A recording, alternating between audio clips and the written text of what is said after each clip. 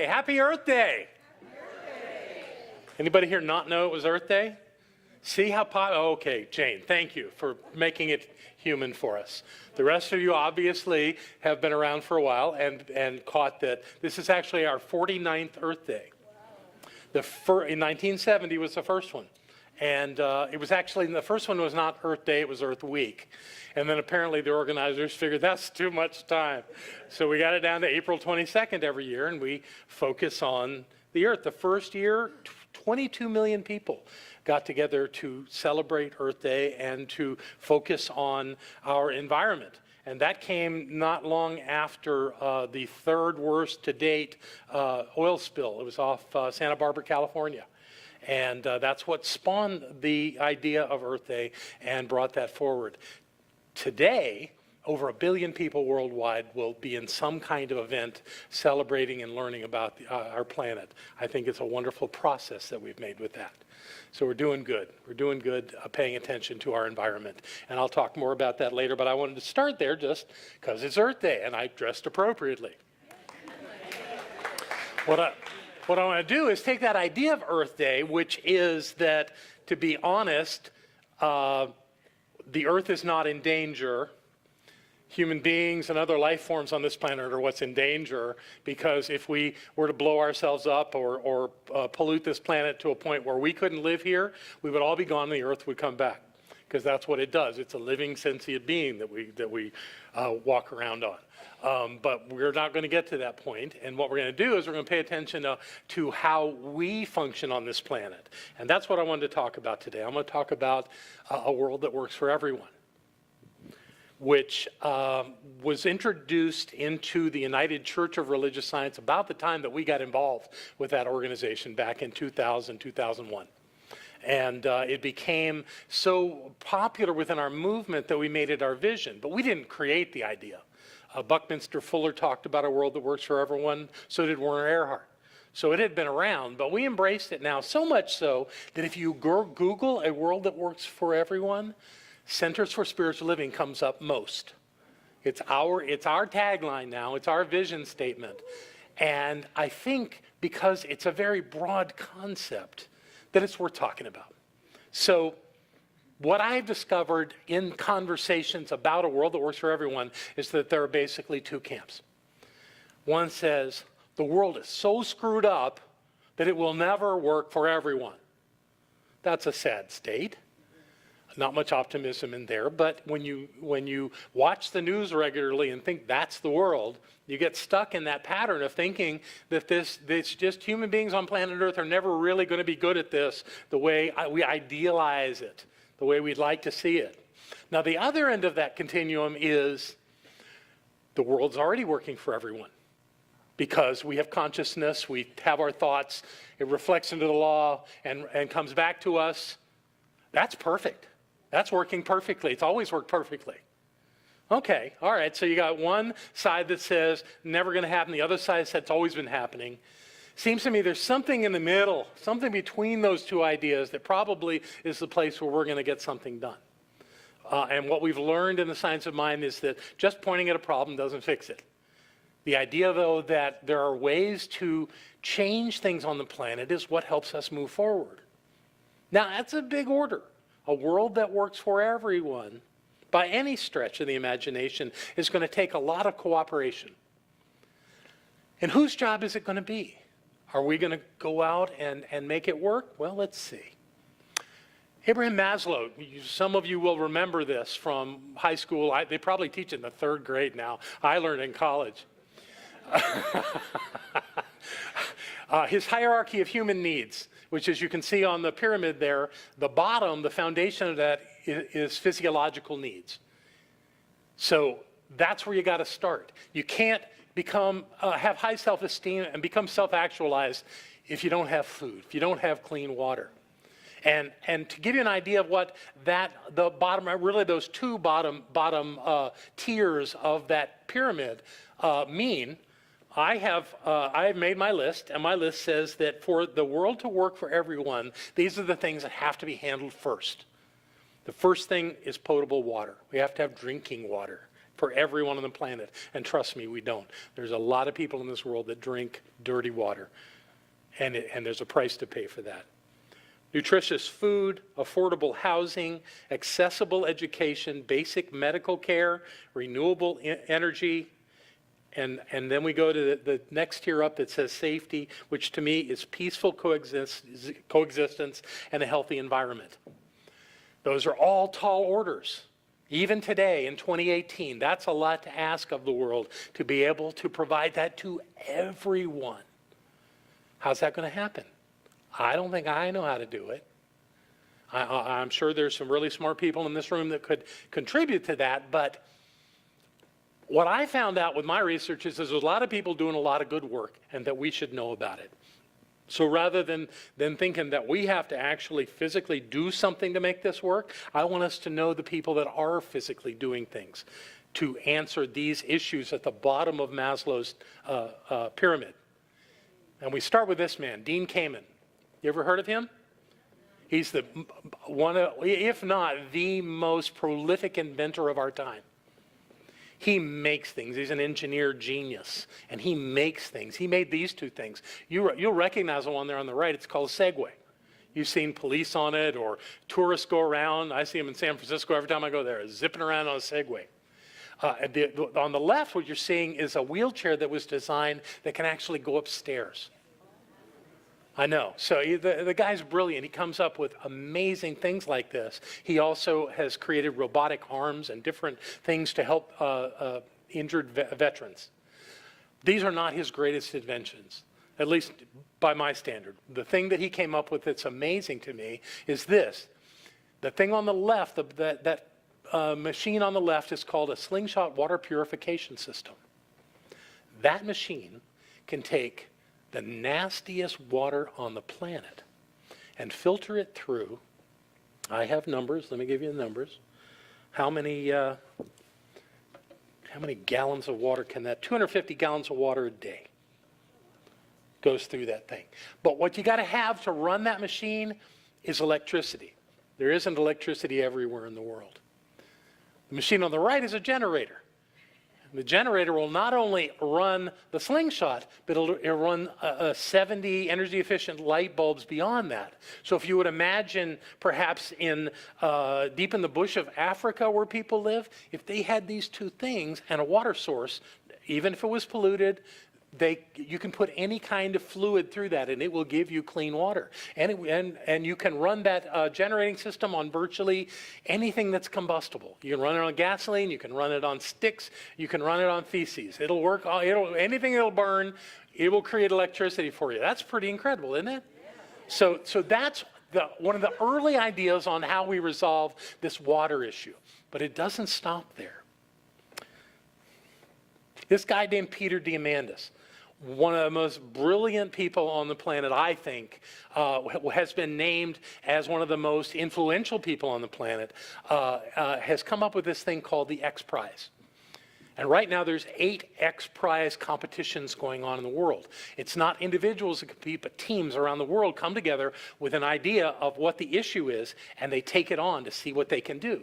And Diamandis is the one that put this thing together, and he's working, or his foundation is working in cooperation with other corporations around the world. But the one that I want to show you first really is his baby. It's called the Water Abundance X Prize. And what it does is the idea of it is to create water out of thin air, and to create it. And these are the parameters for the nearly $2 million competition that's currently is actively going on. And this is to create a minimum of 2,000 liters of water per day from the atmosphere using renewable energy, with a cost of no more than 2 cents per liter. And there are 5 teams right now competing for that almost $2 million prize.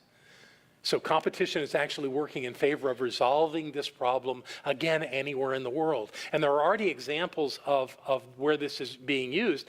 In Peru, there are, which is a semi-arid country. They have billboards that actually are collection stations for water. And all people have to do is come up with their containers and run a faucet, and they get all the water that they need for the day. Still, that's tedious. So they're finding even better ways to do this through the X Prize activities. Here's another X Prize thing that's going on with ANA, which is the largest airline in Japan. They have a $10 million prize that teams are competing on to actually create a device where experts around the world, which they're calling avatars, can provide information to support anything from health issues with an individual to engineering and maintenance support, to helping disaster relief. So rather than having to fly experts into a place, through these devices, you can get all kinds of people connected and in on what's going on to help resolve critical situations around the world. This actually started with the idea of doctors being able to work with patients where there's no doctor around, but through a device. So this is an active $10 million prize that's going on. This could revolutionize the way experts in fields work in the field, work in places that don't have easy access. This comes from Diamandis' book. It's called Abundance, the Future is Better Than You Think. He writes, humanity is now entering a period of radical transformation in which technology has the potential to significantly raise the basic standards of living for every man, woman, and child on the planet.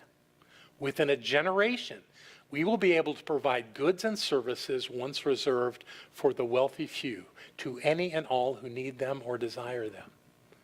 That's a different way of seeing the world. And Diamandis has been paying attention.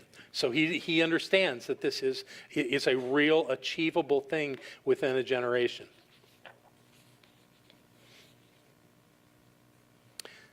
The next thing I want to talk about is the basic idea of quality food and housing. And I'm talking about them together because what research has proven is that for people to have decent housing and availability of food really has to do with the amount of education that culture has.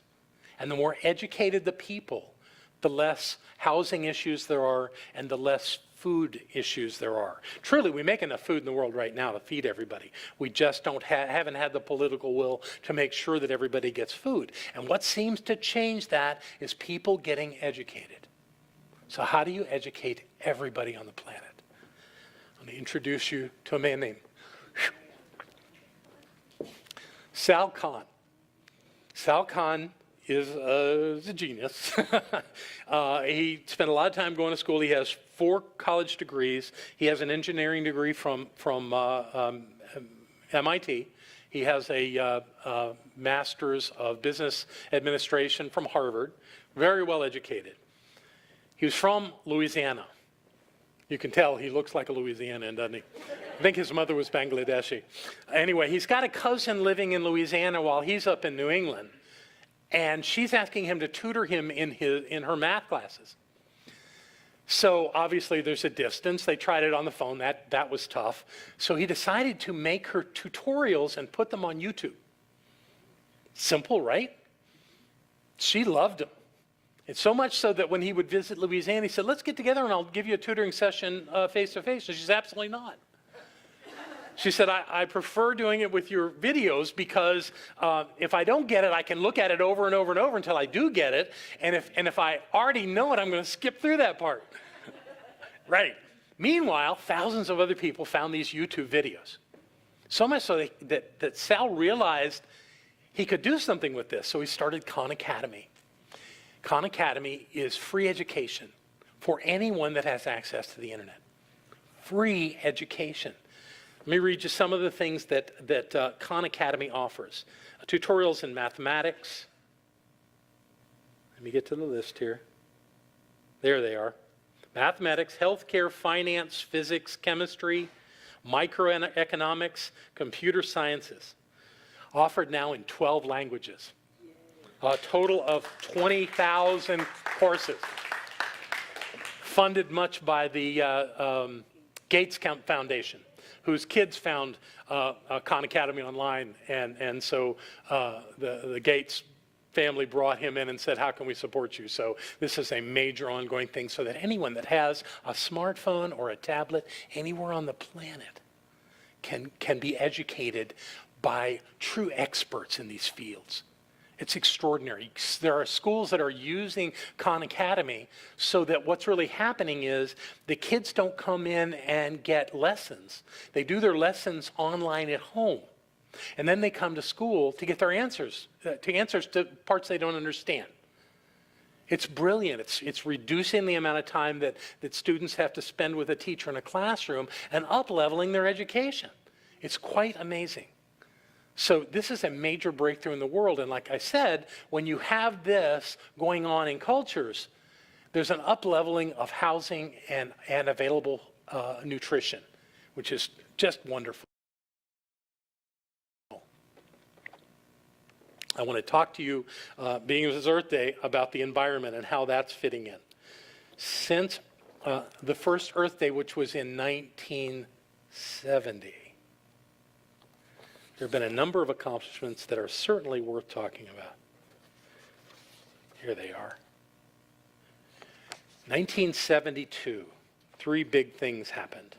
We began regulating pesticides. We banned DDT. As a result, the pollutants found in wild bird eggs, falcons in particular and peregrine falcons in particular, but many species of birds were being devastated by these chemicals being in their eggs. Those pollutants are down more than 75%. A 1972 Clean Water Act, which resulted in North American rivers, lakes, seas, and air getting exponentially cleaner. Species of fish that were near extinction in 1960 are now living abundantly in our rivers and lakes and oceans. Also in 1972, the Marine Mammal Protection Act was enacted, making it a safer world for whales, dolphins, seals, and manatee.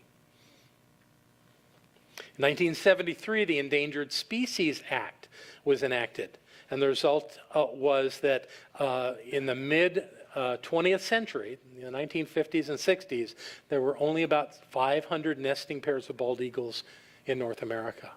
Today, there are over 70,000. Eagles are no longer on the endangered species list.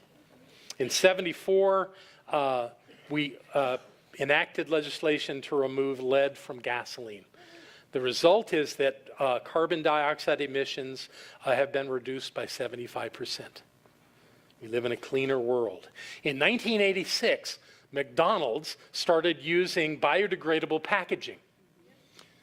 That was big. They make a lot of packaging, or they use a lot of it. And now that's the industry standard.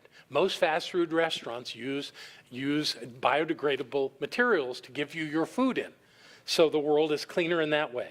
In 1987, Water Quality Act improved public water systems across the United States. In 1989, we began to phase out asbestos. In 1993, the U.S. Green Building Council was founded. And if you want more information, I don't think she's here today, but see Mary Love, she's an expert. In 2000, Toyota introduced the first hybrid car. In 2003, Elon Musk and his Tesla car manufacturing company introduced the all-electric car. And I learned in my research that by 2023, that's 5 years from now, General Motors will have 20 electric car models for sale in America. Wow.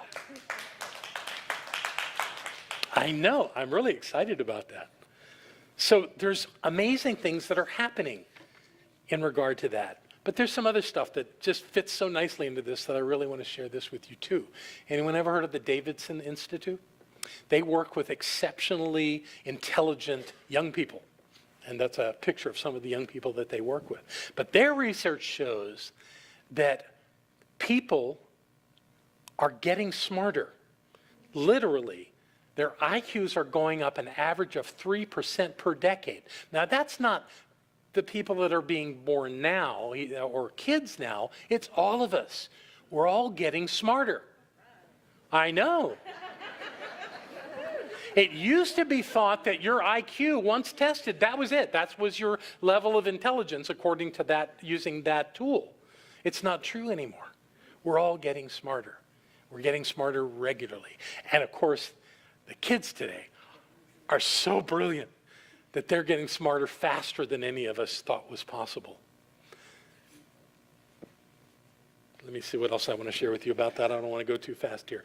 I also wanted to talk about life expectancy. Right now, life expectancy in the world is 71.5 years on average, and in America it's 78.6. And yes, women are still living longer than men, but we don't have to live by that standard. We can do it any way we want. But we're approaching 80 as a natural expected, and that also, those numbers include child mortality rates. So the child mortality rates are going down, which means that as they calculate those mortality rates or those life expectancy numbers, they're going up because of that as well. Back in 200 years ago, the average life expectancy was 36.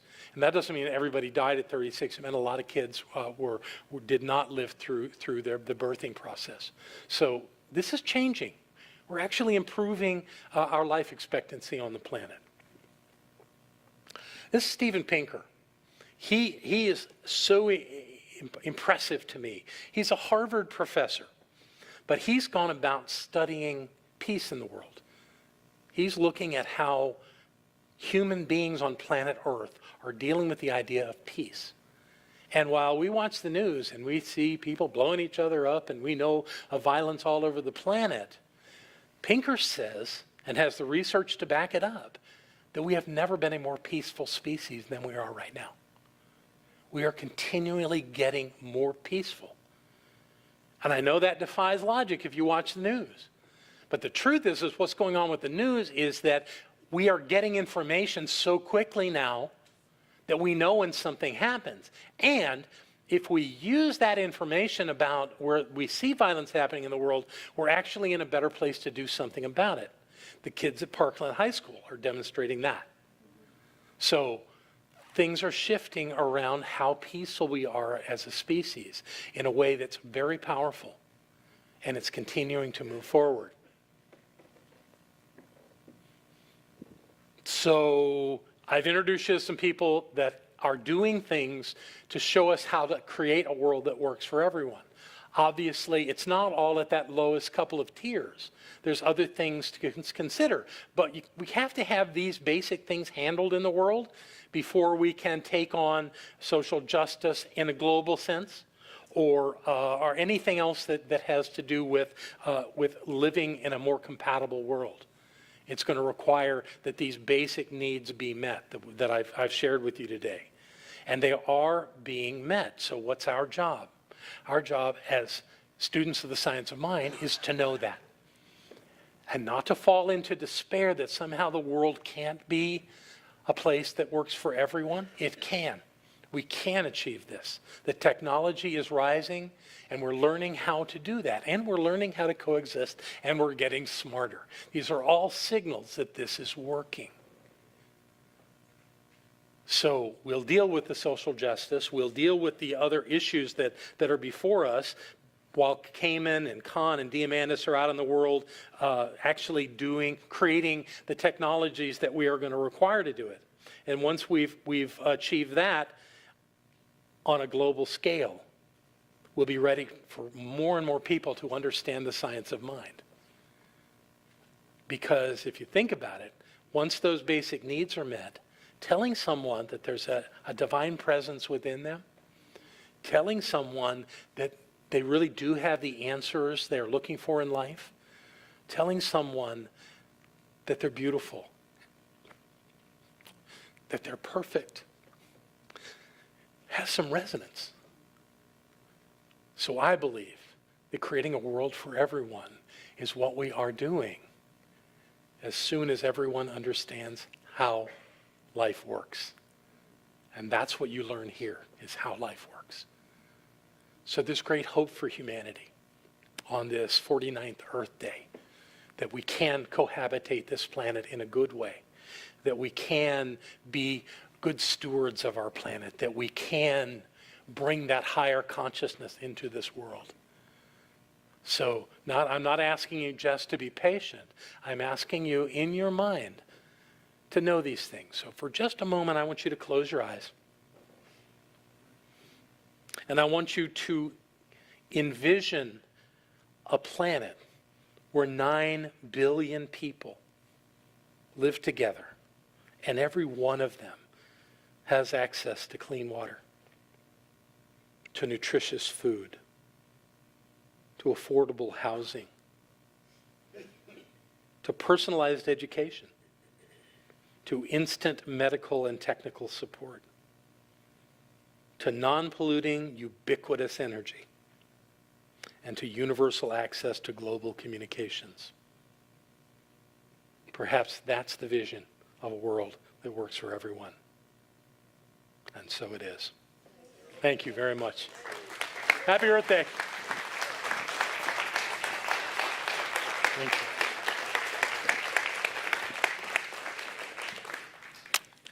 Thank you. I feel fantastic. That's what we do here. We come here and we look at things fresh. We get a new idea. It's called New Thought because we keep getting new thoughts about how life works. If you're here for the first time, you have had a treat that can change your entire life, and we want to welcome you. If you're here for the first time, do you want to raise your hand and let us know you're here? Welcome, welcome, welcome. Welcome, welcome in the very back row, too. Welcome, welcome. Rain, rain, rain. One more person. There's 2 people here. Yes, we are all unique beings. And those are 2 of you in the back. Anybody else here for the very first time? This is a place that can change your life. Because if you start seeing things differently, the world becomes different. And we have chosen to live in a world of health, prosperity, love, joy, happiness, and success. And so welcome to Center for Spiritual Living Asheville. If you fill out the card and trade it to one of these people that gave it to you, they've got a gift for you in the Welcome Center. And I just want to tell you that hold on to your socks, because once you hear the truth, nothing is the same. So welcome to this center. I'm glad that you came. And I'm glad you all came too today to be a part of something great and wonderful. Now I'd like to invite our prosperity acceptors to come forward, take out what you're going to give. And again, I want to thank you for being generous. We are generous people. And through our generosity, this center is generous. We demonstrate that prosperity in our own lives, and then we come together and we have a prosperous center. So thank you for the many ways you give to this center, whether you're putting money in the basket today, whether you give through PayPal, whether you give through the donation station or the auto giving. Those of you online, thank you for the way you go to that Donate Now button that's right on your screen right now and click it and give to the center, because we are doing great and wonderful work. We stand with all of these great people in transforming the consciousness of planet Earth. This center stands that high, and thank you for supporting that. And what I like to do is open up my hand, put the gift in it, cover it with the other hand, and then it naturally comes to my heart. And I know that this gift is blessed. And I know that I am blessed by the giving, that every place that it touches, every aspect of this center, all of the good work, all of the thousands and thousands of lives that are changed are connected to us, because it's through the gift that we showed up. And we are changing lives like crazy. So I know that God is the source of all supply, that money is God in action, and that as we give, we receive. I know that each and every one of us comes together this day to make this Center for Spiritual Living Asheville all that it was ever meant to be. It is a place of peace, a beacon of light, a tower of strength, and a fountain of wisdom that touches the lives of all who call it home. And we'll repeat our investment affirmation together aloud. I freely and joyously give from the abundance of my overflowing wealth, knowing my gift goes with love as it touches and blesses the world. And so it is. I declare my world I declare my world all divine. I declare my world all in its sacred. All my world is divine.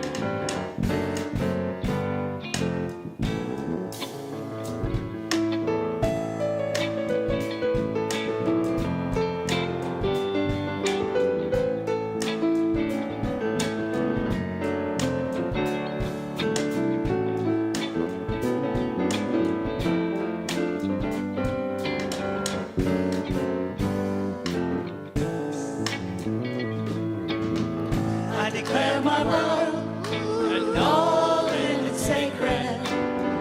I declare my world all divine.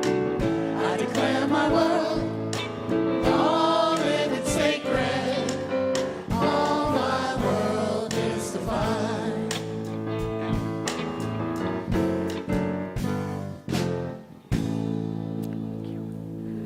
Thank you, David. And I know that everything in these baskets is blessed because every time we give anything, we go with the gift. There's only one. So whenever we give a smile or a hug or an opportunity, whenever we give large amounts of money, precious gems, deeds of trust, vehicles, houses, anything that you want, you go with that gift. And who are you but spirit turned loose on this planet, a being of light and love as you? And so I see it in my mind's eye as golden light that pours forth from each and every one of us, filling up this room from the floor to the ceiling and all between the walls. This air is rich and blessed with God as us. And as it shows up, it touches us, it blesses us, it heals us. It goes on out to cover this world, especially on this Earth Day, to touch and to bless and to heal every being on this planet. Always here and always now, touching every one of us here today, everyone who has ever been here, and everyone yet to come. And so it is. Thank you. And before we get into kids, I want to welcome back home Vivian Bullion. Welcome back home. Yay. Do we have kids out there?